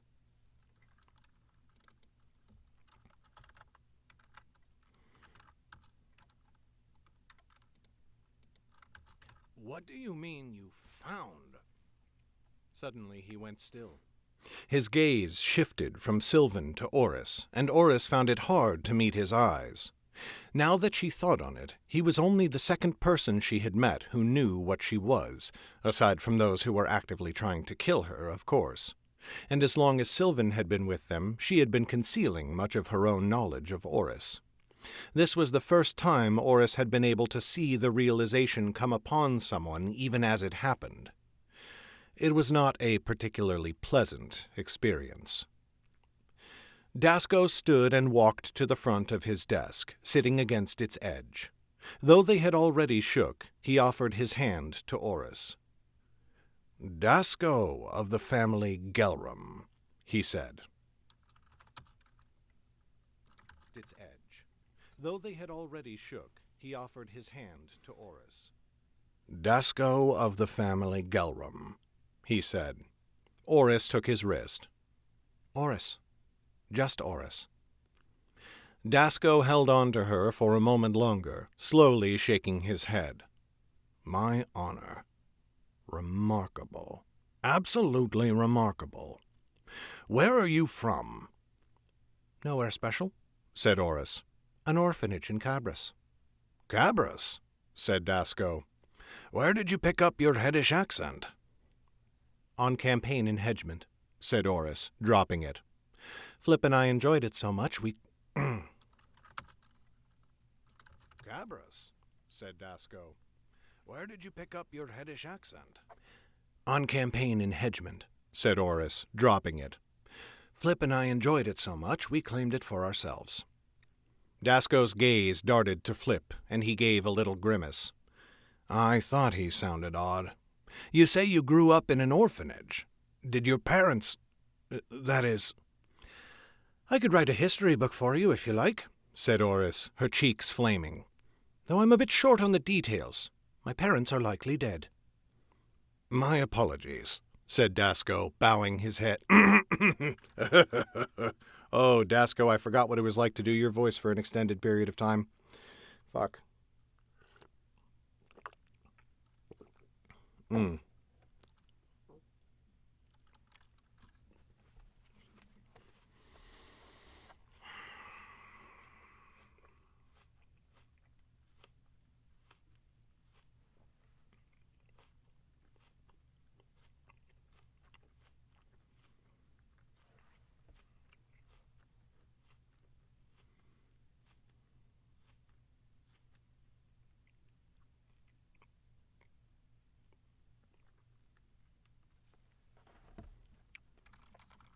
Her cheeks flaming.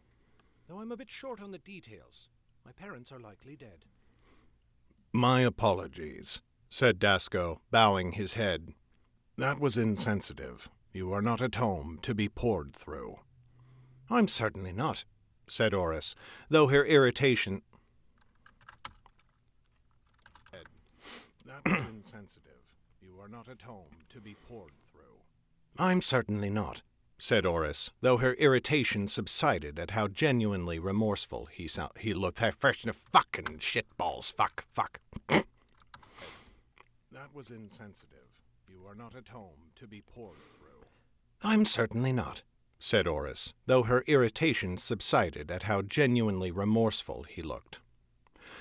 If you do not mind my asking, he went on, how long have you, that is, when did you realize who you were? Oris looked to Sylvan, but Sylvan only gave her an encouraging nod. Something happened at the Battle of Wellmont, said Oris slowly. I didn't know what it was at the time, but word of it spread. That's how Sylvan found us. Wellmont, said Dasco. Interesting. Many things were set in motion there, it seems. Oris frowned. What do you mean? Rumors have swirled ever since the battle, said Dasco. The High King sent a great force there to quell Dorsey's invasion. That was a mystery to many of us. But if she heard rumors of whatever it is that happened, then that explains much. Suddenly he paused, looking to Sylvan again. At the start, you asked me to keep this council secret, even from the High King herself. Why? Why not go to her? Surely she would help you. I do not because Jordell would not, said Sylvan. He always counseled secrecy, and with good reason. We have seen that the High King's palace is no impregnable place, and secrets leak from there like a sieve. Oris's existence, or at least her who? King's palace is no impregnable place, and secrets leak from there like a sieve.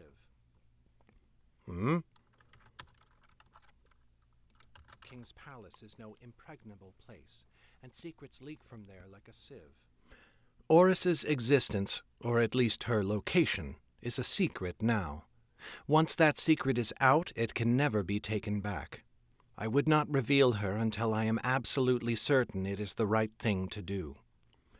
I see, said Dasco slowly. He turned to Oris. And you agree with this course? Oris's jaw clenched, and she saw a surprised look come to Sylvan's face. But she only said, I've known the truth about myself for 2 months, and I've still got much to learn. Sylvan and her master have been studying and searching for me for years. I think my wisest course now is to trust her. Said Dasco, if that is your decision. And so now we come to it. You asked for my help? What exactly do you hope I can do for you? Oris needs to learn her power, said Sylvan. Jordell had a plan to teach her, but I never learned it. I hoped you might know something that could help us. Dasco frowned. That is a tall order indeed. Almost no one in Underrealm even knows of the Lifemage and the Necromancer. Even here at the Academy, I think I am the only one who knows of them. But you teach magic, don't you? Said Oris. So teach me magic. To her irritation, Sylvan and Dasco both rolled their eyes, though Dasco at least tried to hide it. Over at the bookshelf, Flip gave a brief chuckle that he quickly suppressed. Magic does not quite work that way, said Dasco gently. I am a therianthrope. I teach therianthropy. What? Said Oris, looking from him to Sylvan. Said Sylvan. Its academic name is therianthropy. My apologies, said Dasco. I often bemoan the use of language that excludes the common folk, and yet sometimes even I find myself slipping into it. The Academy has its rules. But yes, I teach were-magic. I could not teach fire magic to someone like Philip, or any other branch of magic, for that matter. But isn't it all magic? Said Oris. Aren't all weapons weapons? Said Flip. You're more skilled with your sword than most. Couldn't you teach someone Calentan archery? An apt analogy, said Dasco. And a revelation that Philip likely paid more attention in his classes than he let on. But even then, it is inadequate. You know the essentials of how a bow and arrow work, and you can find a Calentan archer attention in his classes than he let on. But even then, it is inadequate. You know the essentials of how a bow and arrow work, and you can find a Calentan archer easily enough to see how they draw. Even without knowing the craft, you could fumble around imitating them until you learned the skill. But here you have no references to draw from. There is no other Lifemage to observe, to see how they use their magic in their own unique way. Fine, said Oris, frowning. I'll take your word for all that, since it's your specialty and not mine. But then what do we do? You heard Sylvan. We lost the only plan we had. What's our new plan? Dasco sighed. Well, there are two answers to that. The first is that you can just fumble around. You used your powers once, or Sylvan would not know who you are. And there are some commonalities between different branches of magic. Not many, but some, and I can teach them to you. And the second answer? Said Oris. Education at the Academy is in two parts, said Dasco. First is the direct teaching of magic. The second is teaching in general. The library here contains tomes of history and the arcane stretching back to the time before time. I know of nothing about the Lifemage in any of them. You would not, said Sylvan. Not after... Ooh, this is brutal on my voice. Nothing about the Lifemage in any of them. You would not, said Sylvan. Not after the purge enacted by the last Lifemage. Just so, said Dasco with a nod. Yet a general study of magic may be helpful, or it is possible, through diligent work, that you may be able to find something about the Lifemage that was not caught in the purge. Flip suddenly groaned, so loudly that the other three turned to him in alarm. The library, he said. I was ready to hear the football. That the other three turned to him in alarm. The library, he said. I was ready to live the rest of my life without ever visiting that prison again. I believe you, said Dasco, chewing his cheek. Yet Oris may need its knowledge if she hopes to get anywhere. And to study there, she will have to accompany you and be in your charge. You are the former student, not she. Ugh, said Flip. I will get you in the door, but dark take me if I will spend all day sneezing my way through dusty old tomes. It is something of a plan, at least, said Sylvan. When can we begin? Dasco's mouth twisted. You can begin right away, but that raises the question of secrecy. The students have not yet returned to the academy after the attack, but it is intended that they shall do so in 4 days. When that happens, I do not think it would be wise for you to study here during the daylight hours. I think you would do better to come at night. I can make special arrangements with Melly at the door. That sounds perfect for our purposes, said Sylvan. We should begin at once, then. Then it is settled. Dasco clapped his hands. Let me get you situated, and then I really must return to my duties. Of course, said Sylvan. She stood from her chair. Oris took the cue and stood as well. I cannot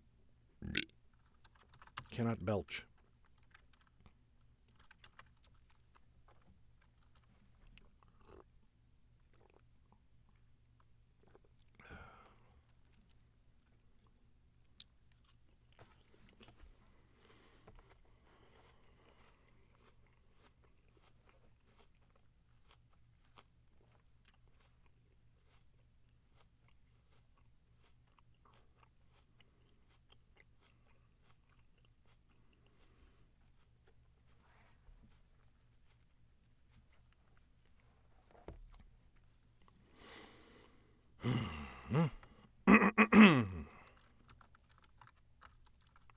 said Sylvan.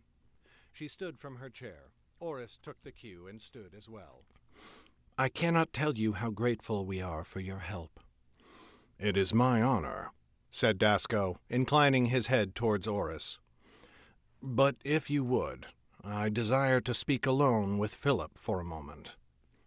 Flip froze in the middle of poring through a green tome he had pulled from Dasco's shelf. Me? He said, Why?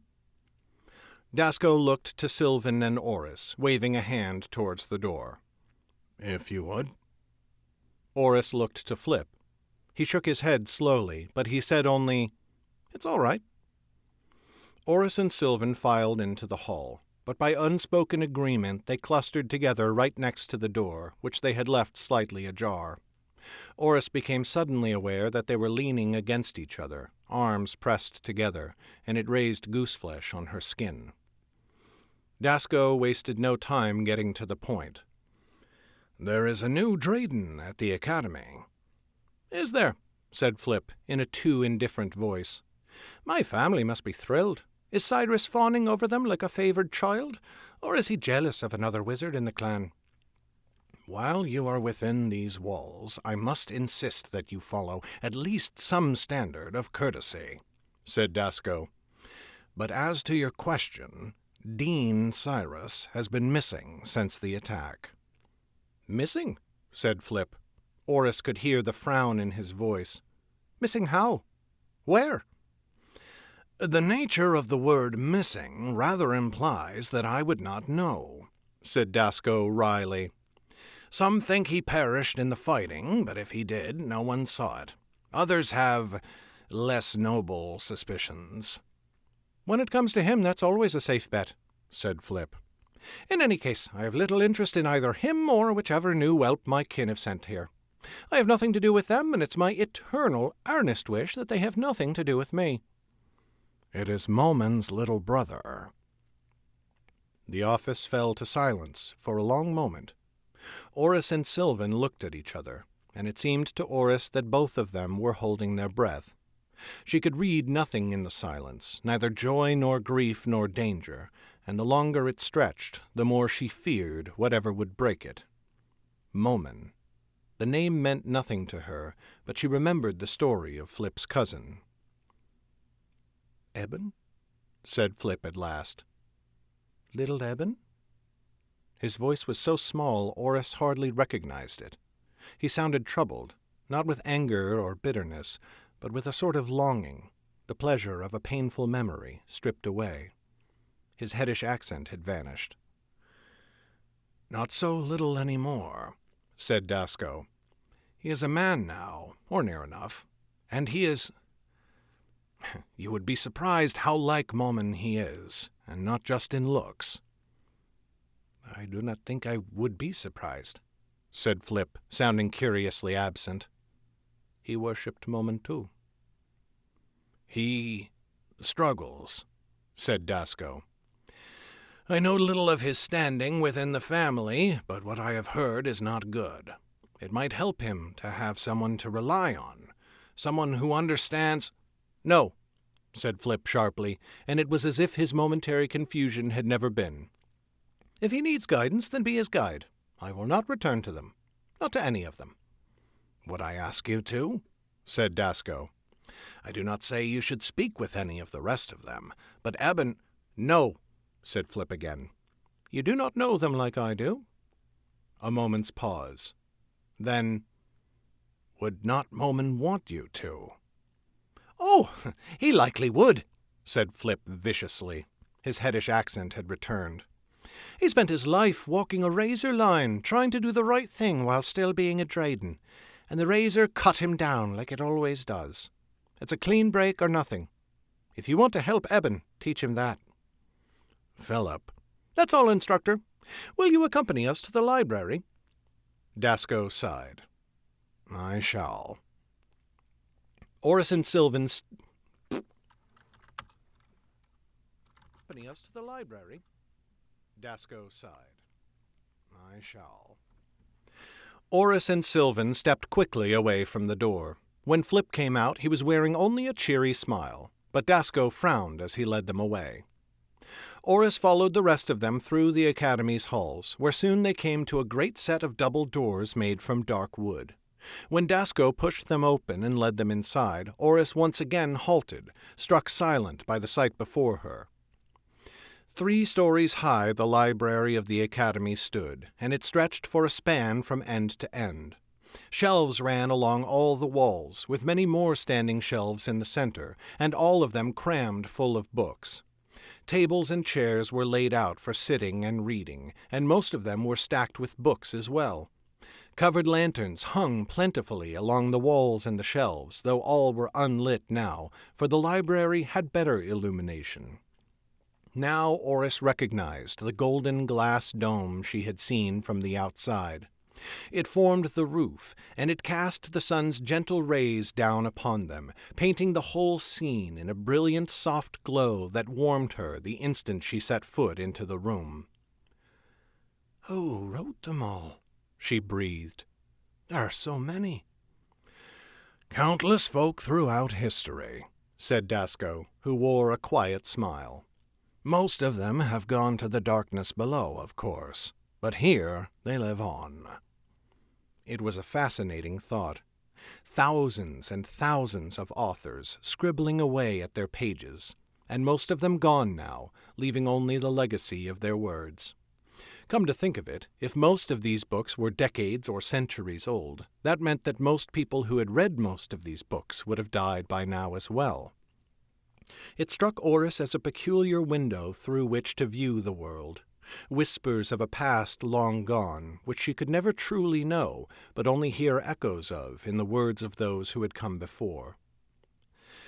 Dasco let them take it all in for a moment, or rather he let Oris take it in. Sylvan was studying Oris more closely than the library, while Flip seemed merely bored. But then Dasco cleared his throat gently, and Oris mustered her thoughts. "History might be the best place to start," said Dasco. "The information you seek will likely be found in its own absence, holes in our knowledge of the past where your predecessor had records expunged." "But I need to learn to use magic," said Oris. "You said there were tomes of the arcane here as well, did you not?" Dasco pursed his lips. "Yes, and more in the classrooms, which I am sure Philip will happily fetch for you. I warn you again that you have little hope of learning much from the study of other branches of magic than your own. But who knows? In this search we are all of us unknowing, and my counsel may be of little value." Flip sighed. "Very well. If we're doing this, then let's get started." Sylvan looked around, appearing suddenly uneasy. "I would rather we did not study out here in the open. We will be coming at night, but some students or faculty have to come by on occasion, do they not? No one should see us at all, if we can help it." "Then I suggest you move to the upper levels," said Dasco. "If anyone does come here in the night, they are likely to remain on the ground floor." "Is there seating on the third floor?" said Sylvan, turning to Flip. "Most likely," he said, shrugging. "I think I remember some." "There is indeed," said Dasco, hiding a smile. "But now I will leave you to your own devices. There is much to be done before the students return to the academy." "Thank you again," said Oris, giving him a half-bow. "The honor is entirely mine." He left them, and they made their way up one of the winding iron staircases to the third floor. There, Oris was surprised to see that the library seemed to extend back in a northern direction into the academy itself, so that the third floor was in fact larger than the first. In that portion, the light of the domed roof did not reach so easily, and so there were many more lanterns to aid in reading, some of which they lit. "That might be a good place," said Oris, pointing. There was a small nook tucked into the back corner of the building, up against the farthest wall.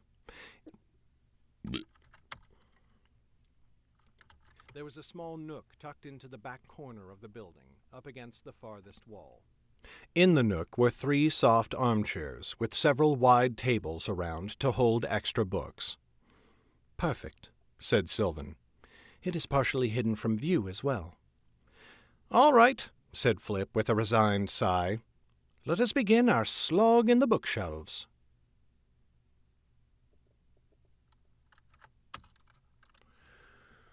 Oh, crap on a cracker.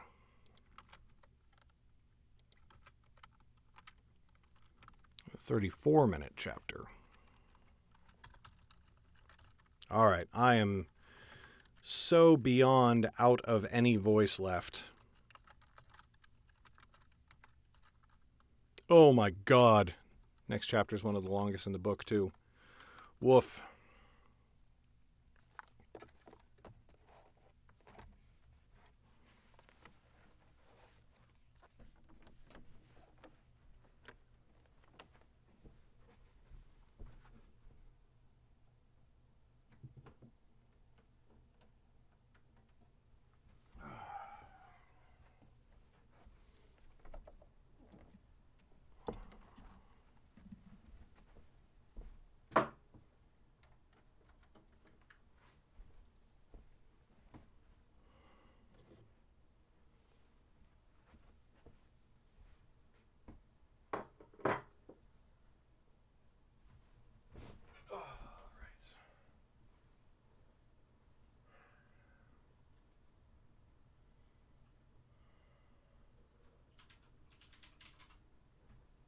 Who are we rating?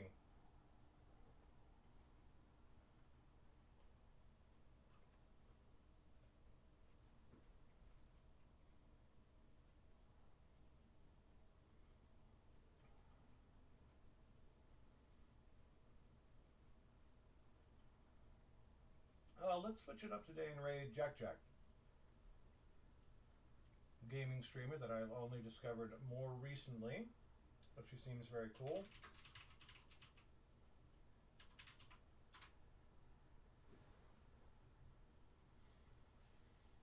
Oh, Lord. I forgot how rough Dasko's voice is on my voice. But anyway. The only thing is if I were doing this more often, like every single day for hours at a day, one, my resilience and stamina would build up, and two, my voice got so, back when I was doing it regularly, my voice got so deep and gravelly, and oh man, I just was talking like Batman all the time. It was kind of great. But anyway. Alright, gonna kick the raid and the host over to Jack Jack. Say hi to her for me, and we will continue the book tomorrow. I will see you all then. Goodbye.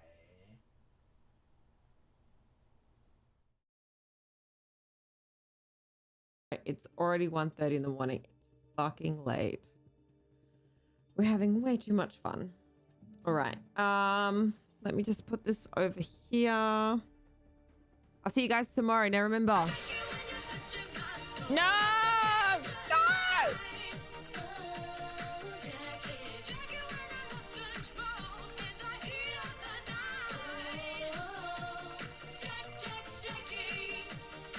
Again, I'm so sorry. I'm ending right now. I'm so sorry. Thank you for the tiniest raid. I appreciate the tiny raids. Thank you. I hope you had a good stream.